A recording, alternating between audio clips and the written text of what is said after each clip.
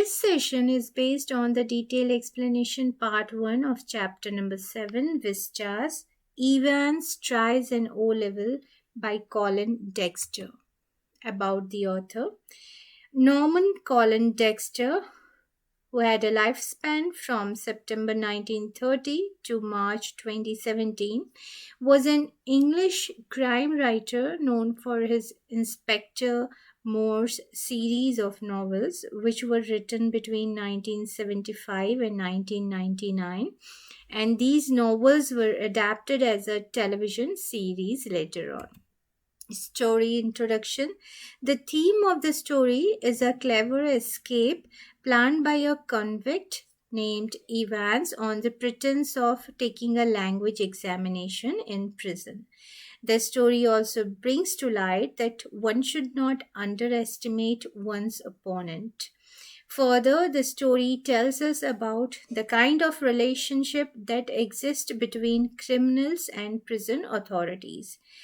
The story also focuses on the fact that it is mainly a battle of wits between crime and punishment, or between the criminals and the prison authorities.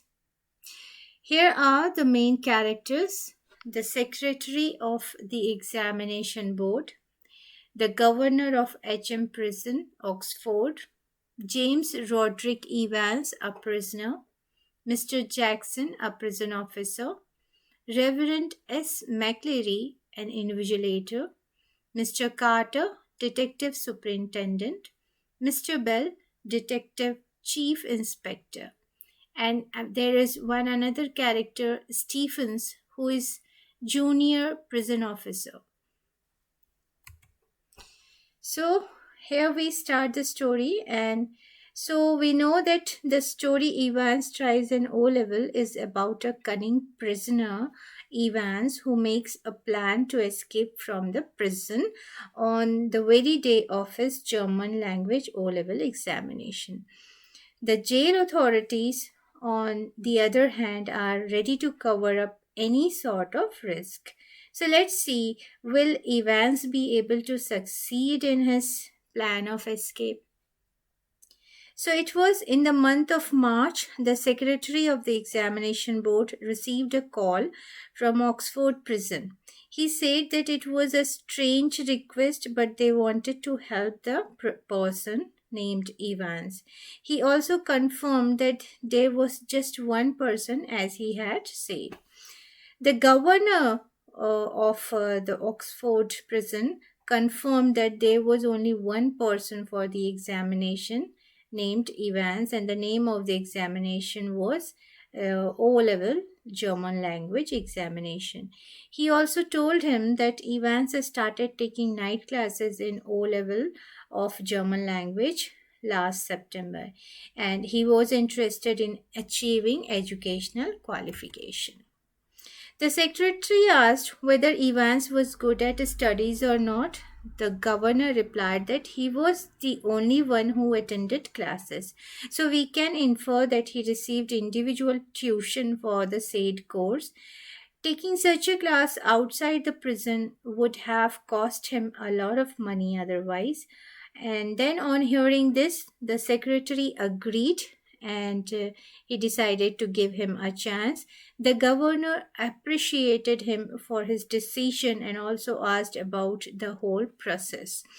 The secretary replied that he would send all the forms required for the examination. He further asked the prisoner's name, and the governor replied that his name was James Roderick Evans. The secretary also sought clarification whether Evans was a violent person or not. The governor said that there was no such record, and he was a nice guy and a kind of humorous, and was always a star at the Christmas musical performance. He compared him to the comedian Mike Yardwood because of his copying acts. He also added that he suffered from kleptomania, which urged him to stay. The governor wanted to tell further something more about Evans, but then he decided that he would keep a check on that himself. The secretary asked the governor if he could arrange a room for the exam. The governor replied that there was no such problem because Evans was in his own lockup. He had his own separate cell. So they could conduct the exam there if the secretary had no problem with it. The secretary then found it suitable. The governor also told him that they would call a churchman or a parson from a nearby church, and as they decided that they would call the invigilator or the person from St. Mary Mag's who would keep a check on Evans during the examination. The secretary laughed that the church had a good number of priests and one could be assigned the job of supervision. Then the secretary questions the governor that if it was easy to stop Evans from communicating with the other person. The governor laughed and thanked him for accepting his request. He then put the receiver of the phone back on rest and called for Evans.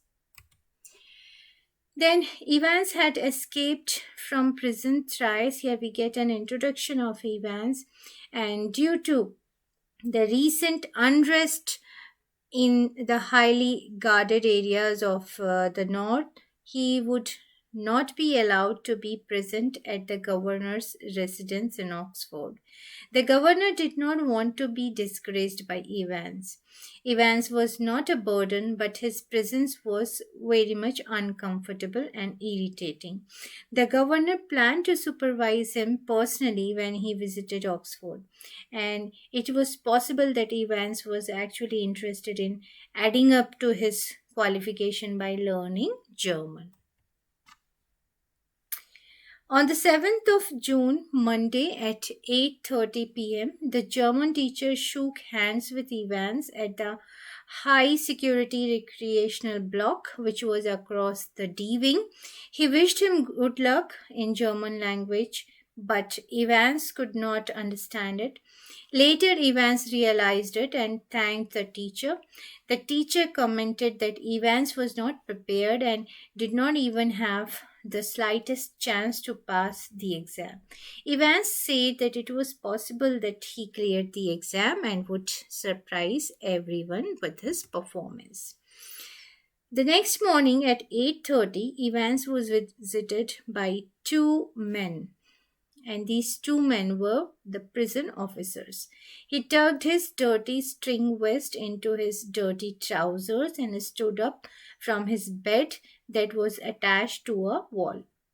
He greeted Mr. Jackson, the senior officer, cheerfully and said that it was an honor for him that he visited his cell early in the morning. Jackson was a senior prison officer of D Wing, and both Jackson and Evans were enemies. Mr. Stephens, who was a newly appointed officer and a strong looking man, had come along with Mr. Jackson. Jackson greeted him briefly and then asked him about his well being and made fun of him by calling him Einstein. Evans replied in a similar way by pointing him out that Einstein was a mathematician and then said that he thought that he was a Jew. Evans had not shaved and he was wearing a dirty hat on his head.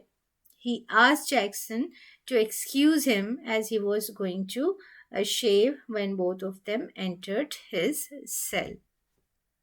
After hearing him, Jackson told Stephen that this reminded him that Stephen should take away his razor as soon as he had completed shaving his ugly looking face. He also added that one day Evans would do a favor for the prison officer by cutting down his throat with a razor.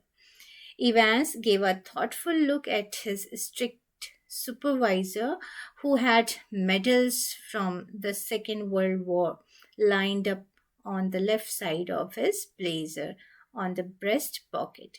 He asked him, Mr. Jackson, was it you whether it was Mr. Jackson who had taken away his nail cutter? Evans was always worried about how his hands looked. At this point, we learn about this. Jackson replied that he took his nail file too, not only the nail cutter. Evans got angry at this and his eyes started glowing with anger. Jackson was ready to face him, and he answered that it was the governor's order. Then he bent towards him and asked in a whisper whether he wanted to complain. Evans just refused by shrugging his shoulder. Jackson told Evans that he had only half an hour to get ready and also told him to remove his dirty hat. Then, to this instruction, Evans just moved his hand towards his dirty woolen hat and smiled sadly. He told Mr. Jackson that he wanted to take the woolen hat with him during the examination as it was his lucky charm. Now, at this point, we see that Evans knew that Jackson, who apparently looked strict, was actually sympathetic towards him. Jackson allowed him to wear the hat just once. He also teased him by calling him Shirley Temple. Shirley Temple was an actress who had long wavy hair. Jackson hated Evans' long and wavy hair. He then asked him to shave himself. Then at 8:45 a.m., Stuart McLeod, who was a member of the church, left his bachelor flat made for a single person in Broad Street, the locality name. He started walking fast towards Carfax. Then at this point we learn about the weather. The weather reports claimed that the temperature would be below normal in early June. And then McLeary was wearing a black overcoat and a clerical hat used by church parsons or clergymen to protect himself from rainfall that started within half an hour. It also splashed water on his spectacles. He was carrying a small brown colored suitcase in his right hand, and it had all the things required for his morning duties, such as a sealed question paper envelope, a yellow supervisor form, a special permission card that verified him as a supervisor, a blunt knife to cut the seal of the paper, a Bible, as he had to speak for Women's Association on the Book of Ruth, and the latest copy of the Church Times. So, with this, we come to the end of this session.